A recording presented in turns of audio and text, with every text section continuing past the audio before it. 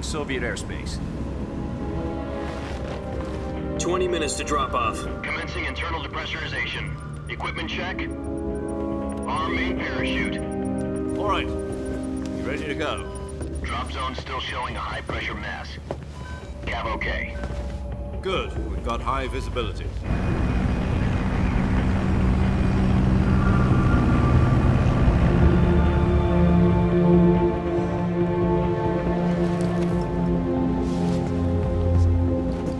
Put out that cigar. Connecting oxygen hose to interior connector. Put on your mask.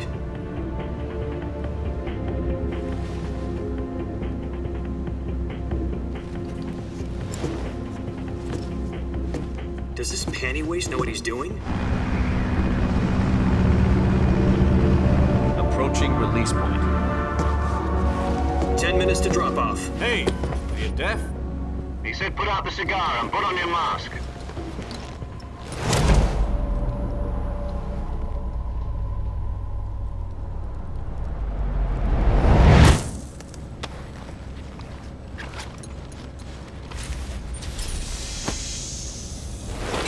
Depressurization complete. Checking oxygen supply. 6 minutes to drop off. Opening rear hatch.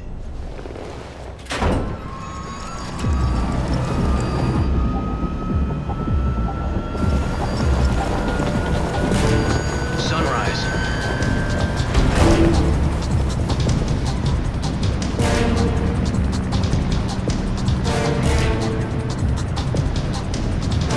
External temperature minus 46 degrees Celsius. 2 minutes to drop off. Stand up.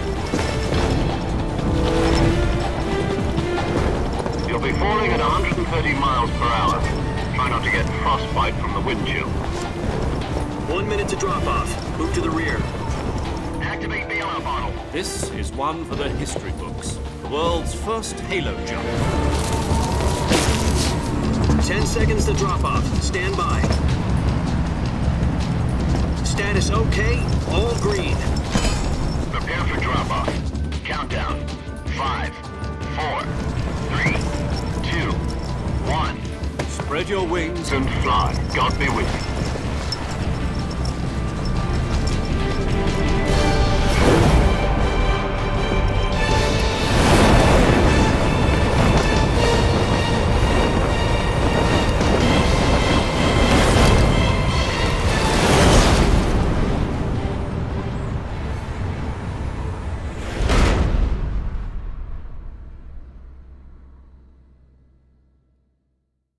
Jack, I've got some important news. The head of the CIA has finally given us the green light for the virtuous mission. Virtual mission? No, the virtuous mission. The future of our Fox unit depends on it. If it succeeds, we'll be officially organized into a unit. Virtuous mission? Sounds like some kind of initiation ritual. You know, don't get cocky. This isn't a training op. Right. So what exactly is this wonderful mission? Well, about 2 years ago, a certain Soviet scientist requested asylum in the West through one of our moles. His name is Nikolai Stepanovich Sokolov. He's head of the OKB 754 Design Bureau, one of the Soviets' top-secret weapon research facilities, and the East's foremost expert on weapons development. Sokolov? Isn't he that famous rocket scientist? The very same. On April the 12th, 1961, the Soviets achieved the first manned spaceflight in history. The Earth was blue, but there was no God. Well spoken. The rocket that carried Yuri Gagarin into orbit was the A-1, known as the Vostok rocket. Sokolov is said to be the man most responsible for the multi-engine cluster used in that rocket. After Gagarin's flight, Sokolov left rocket development to become the head of the newly established Design Bureau. From a lowly technician to head of a design bureau, that's quite a success story, so why'd he want to defect? It seems he'd become afraid of his own creations. Afraid? Call it a crisis of conscience. And for that, he left his country and his family behind and went over the fence? Not exactly. One of his conditions was that his family was also to be taken safely to the West. For We used a mole to get the family out first and succeeded in sneaking Sokolov over the Berlin Wall shortly afterwards. I was the one who conducted the operation. The security on the eastern side was still full of holes back then. Then what? We got Sokolov over in one piece, but the whole ordeal had left him exhausted, and we checked him into a hospital in West Berlin. It took him 2 weeks and more than 600 miles to get from the research facility in the Soviet Union to Berlin. He was in no condition to say anything coherent. And it was only a week later that we had something much bigger on our hands. The Cuban Missile Crisis. October the 16th, 1962, President Kennedy received word that the Soviets were in the process of deploying intermediate-range ballistic missiles in Cuba. The President demanded that the Soviets dismantle and remove the missiles. At the same time, he announced a naval blockade to prevent further missile shipments from reaching Cuba. But the Soviets didn't back down, instead placing their armed forces on secondary alert. Soviet transport ships carrying missiles continued on course towards Cuba. US and Soviet forces went on alert for an all-out nuclear war. Frantic negotiations were conducted through the UN's Emergency Security Council and unofficial channels to end the hair-trigger standoff.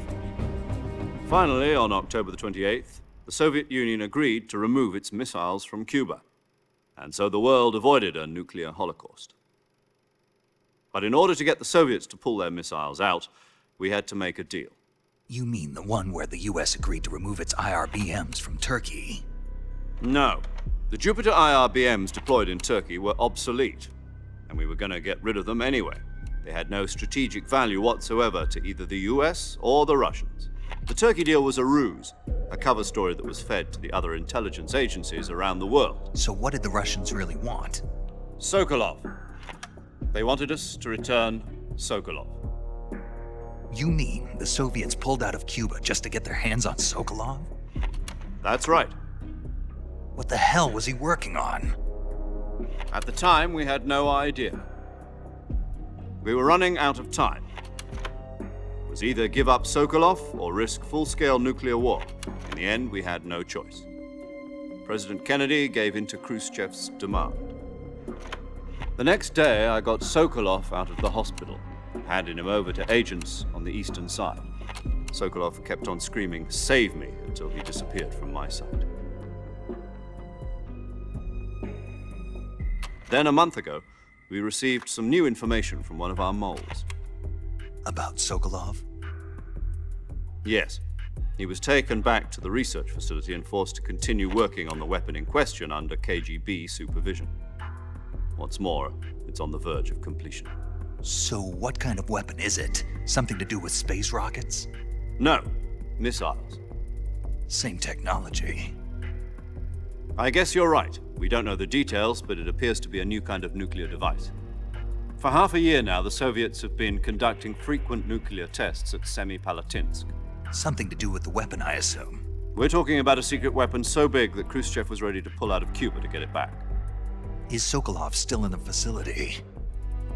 No. According to our intelligence, he's in Selinoyarsk, a place in the mountains about 3 miles to the west that's known as the Virgin Cliffs.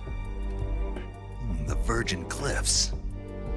Nice name for a virtuous mission. They moved him there just recently. Why? Apparently, they're conducting a field test of the weapon, but it's our best chance to get him back. This mission would never have been possible if he was still in the research facility. This is our last chance. Sokolov must have known that too when he contacted us.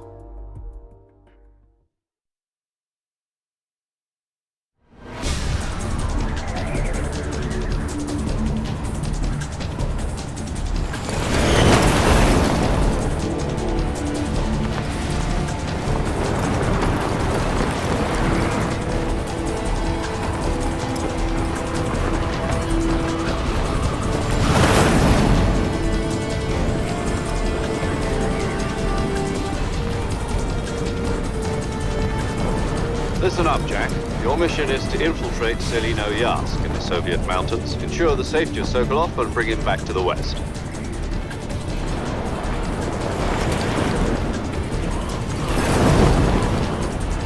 If we don't get Sokolov back before that weapon is complete, we'll be facing a major crisis. The clock is ticking.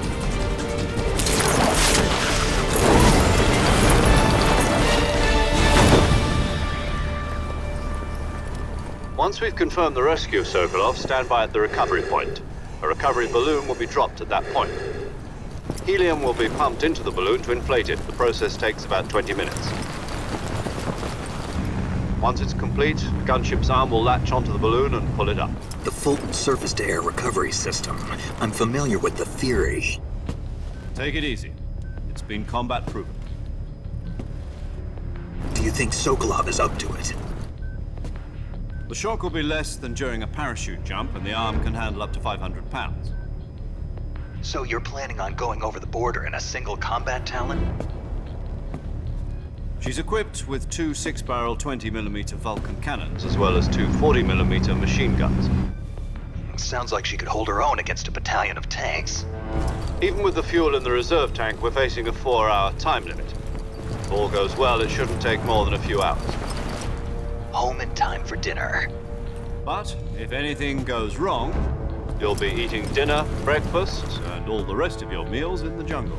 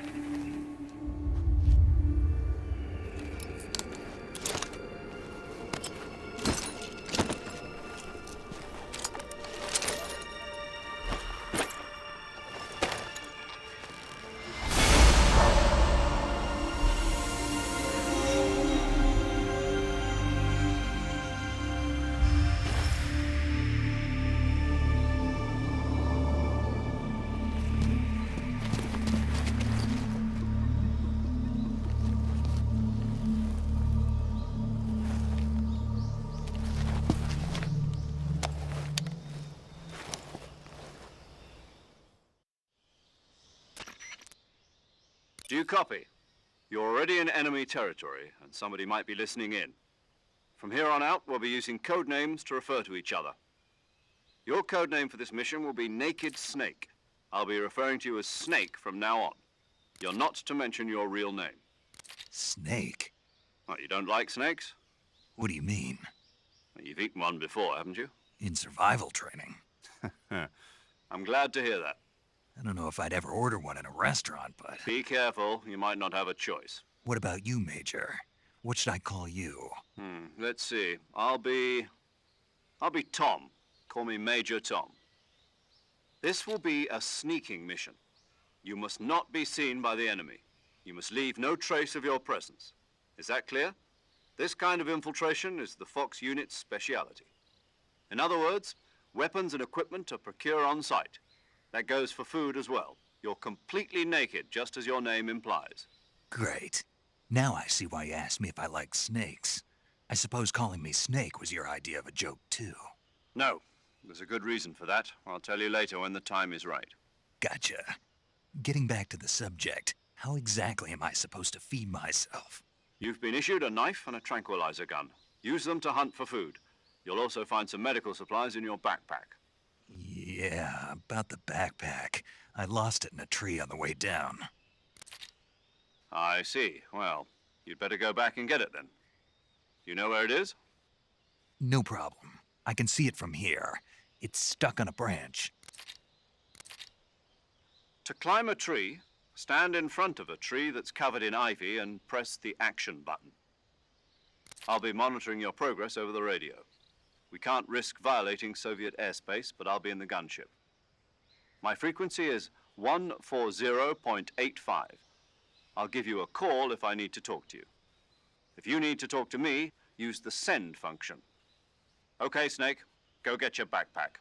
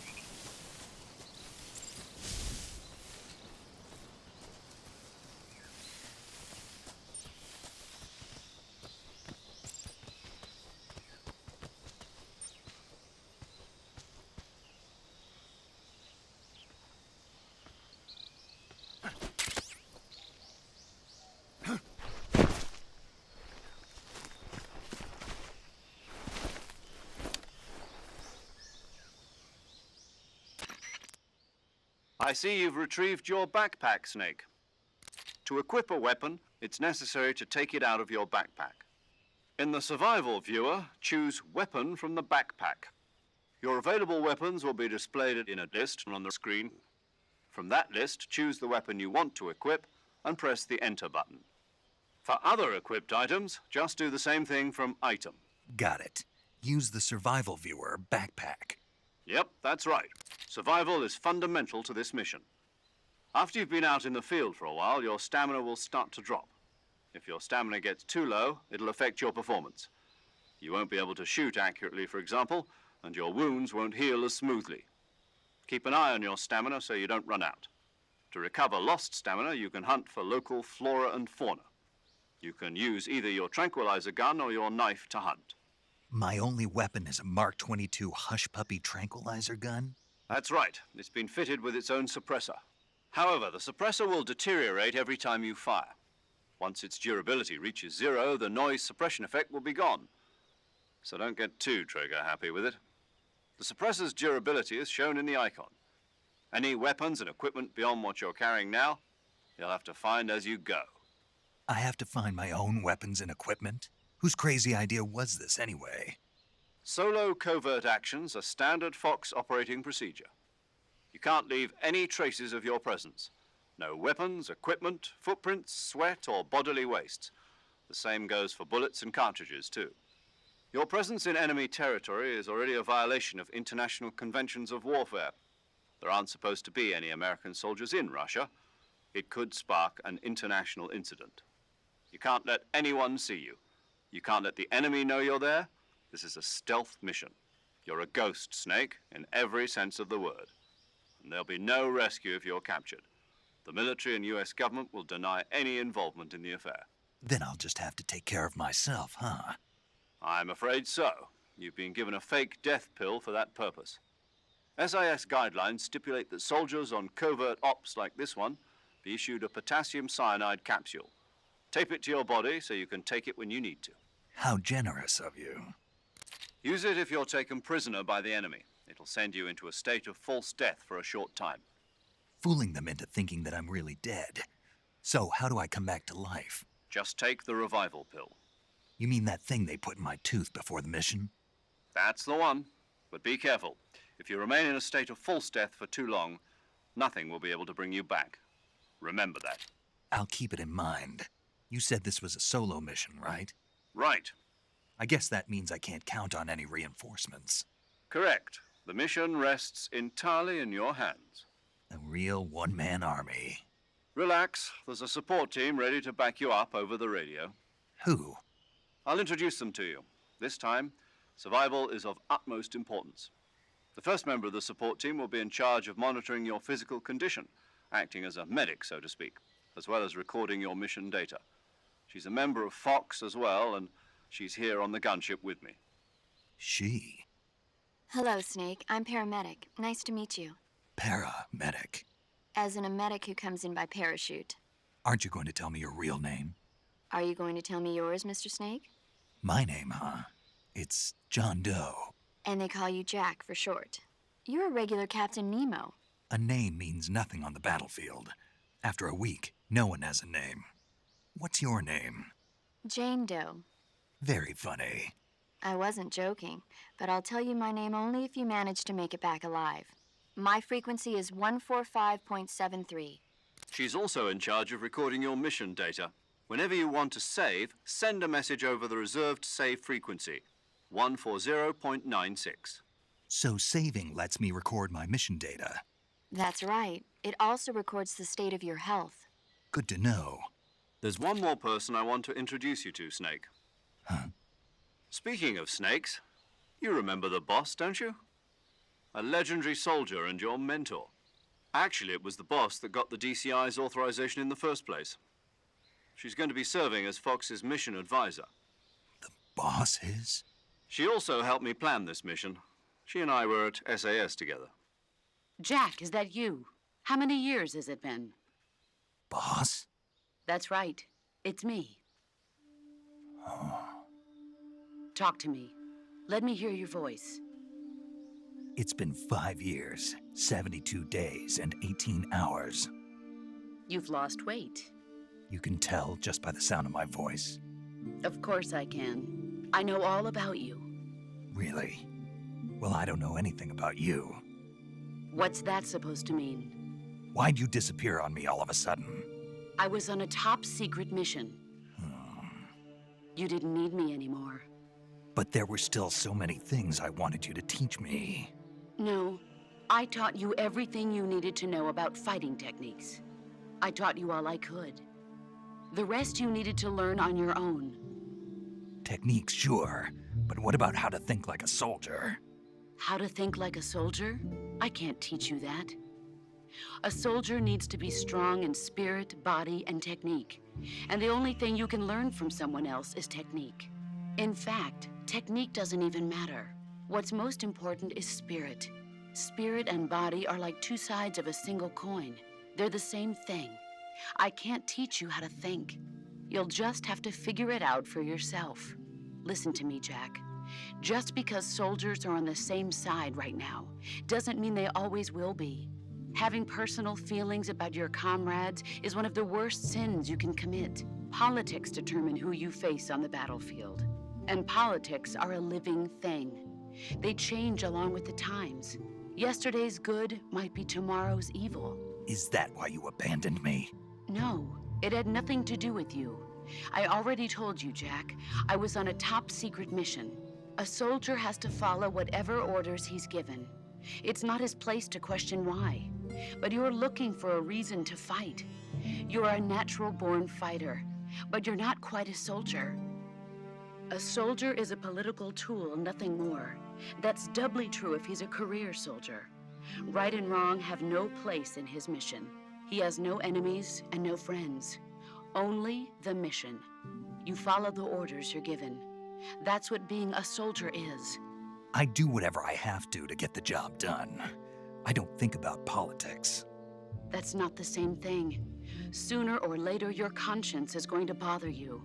In the end, you have to choose whether you're going to live as a soldier or just another man with a gun. There's a saying in the Orient, loyalty to the end. Do you know what it means? Being patriotic. It means devoting yourself to your country. I follow the president and the top brass. I'm ready to die for them if necessary. The president and the top brass won't be there forever. Once their terms are up, others will take their place. I follow the will of the leader, no matter who's in charge. People aren't the ones who dictate the missions. Then who does? The times. People's values change over time, and so do the leaders of a country. So there's no such thing as an enemy in absolute terms. The enemies we fight are only enemies in relative terms, constantly changing with the times.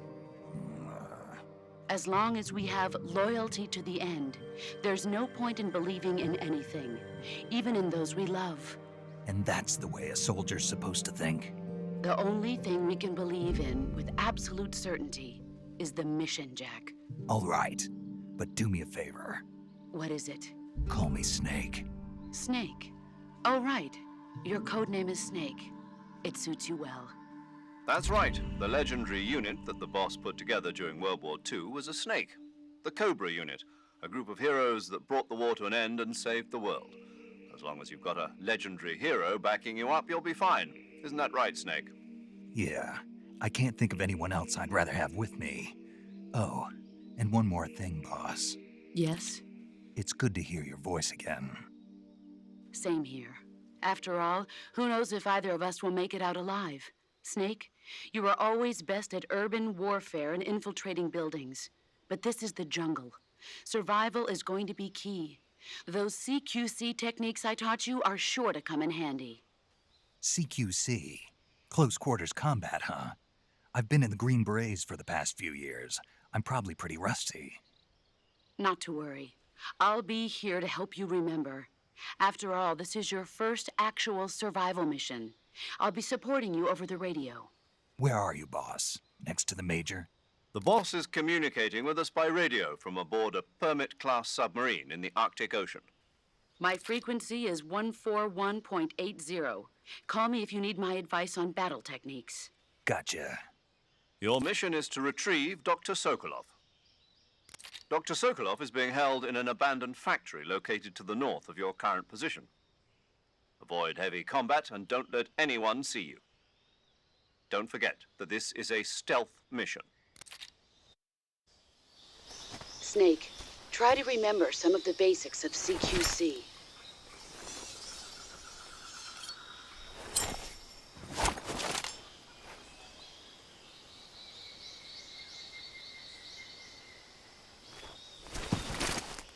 Commencing virtuous mission now.